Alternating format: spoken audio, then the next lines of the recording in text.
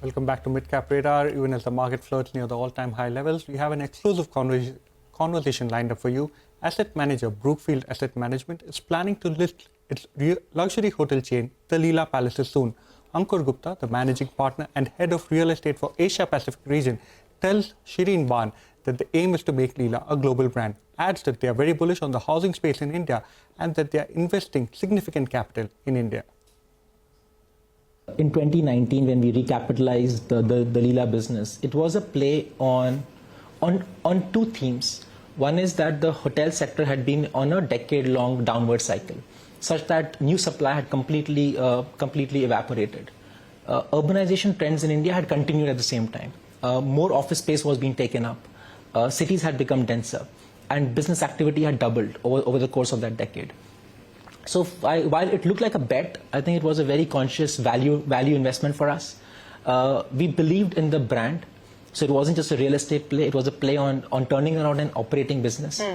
In the last 5 years, the business has grown from 8 hotels to now 15 hotels, and we have a pipeline which gives us a site for almost 20 properties across the country. We have kept up the luxury quotient and even enhanced it in the last 5 years. Over the last 5 years, in 4 years, we've been ranked in the top 3 brands across the world. So I would say that across the board, the Leela investments has turned out pretty well for us, in terms of the hindsight 2020. We, of course, didn't model in 2 years of COVID yes. stress. But again, when you buy good businesses and you want to make them great, you have to take some years of volatility in your stride. Now, what's next for Leela? Keep running a good business. I think that's the motto for us. And when recapitalization happens in those businesses, that the business calls for it, and then momentum of growth and access to more partners, in this case could be public market partners, takes it even further. So how soon can we expect partners in the public market as far as the Leela story is concerned? Look, if I'm allowed to talk about it, I would say the business is at that point where the growth that we are seeing will ensure that some amount of activity will happen sooner than later. 25? 2024 we are in, right? Yeah. So 2024 or 25? I would always say that it's better to do things today than to wait for tomorrow. Okay, so 24 then. Okay, that gives us clarity. So linking this to the themes that you listed out in terms of service apartments and also the luxury side of the India story, which has been booming, especially post-COVID. What's the play that you see Leela doing on both these ends? Is that going to be your vehicle to address both these opportunities? I would say rental housing is a space that covers a large spectrum. A median age of India is 28. As I said, India has a lot of terminal growth in front of us, many decades, which may not be true for many other large economies. A typical kid would leave home at 18. That starts the journey of student accommodation, then hostels, serviced apartments, typical multifamily rental space. At 38 is when a typical Indian would take a mortgage. So you are looking at a very wide spectrum of housing needs in a manner that's affordable. And affordable doesn't always mean headline rent. It means the overall package that comes across. So on the housing side, Leela certainly targets the serviced apartment high-end luxury rental side. We are coming up with a fantastic project in Mumbai next to the airport, which will be a serviced apartment managed by Leela. And I think that will be a prototype for us to do more. But overall in the housing space, I'm very bullish that an economy like India, a young country like India, has a lot of legs for us to be investing significant capital in the housing space here.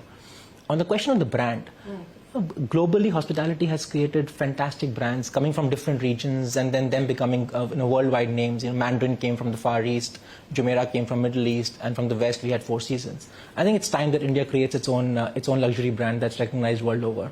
So that's something that we've been trying to do. So that's the aspiration? The aspiration is always been there. And taking it global? Yes, I would say that we've taken early steps towards it, and in a more methodical manner. Look, Brookfield is a global investor. Yeah. We invest in 30 countries. Our LPs come from all across the world. So today the recognition of Leela with the investor community is very high. In the last 5 years, we've told that story to most of our partners across the world. So the recognition for Leela has always been high, both from users of Leela that have come and visited and stayed at Leela and experienced this luxury, but also in the investor community. and hopefully the next chapter creates more vibrancy around it. You're talking about growth and you're talking about opportunities as well. I think one of the things that the market is excited about or enthused by is the possibility of you actually upping your guidance as far as new leasing is concerned, because you seem to be on track, or in fact have done better than what was expected at this point in time. What's the expectation? So we've always expected that commercial real estate coming out of the COVID pandemic had hit a rock bottom sometime last year. And the demand side continues to be very strong. People were waiting around at the gates saying, is it the right time? Are people back to work? India never really saw that complete work from home culture. Yes, there was a period of time, rightly so, when the government mandated that we should all work from home, and that helped control the bad effect of the pandemic. I think India. Urbanization is a big trend in the country. In fact, I've gone on and said that we need more suburbanization because our cities are getting a little bit too concentrated. But as far as the REIT is concerned today, the leasing has been, we've achieved 40% of our next 18-month guidance, and I would say that we should beat that guidance now. Two parts are important. We don't only manage for occupancy, manage for overall return, which is we have to keep making sure that our headroom rental growth that we have is also achieved, because that creates outsized returns for our investors and to our own capital.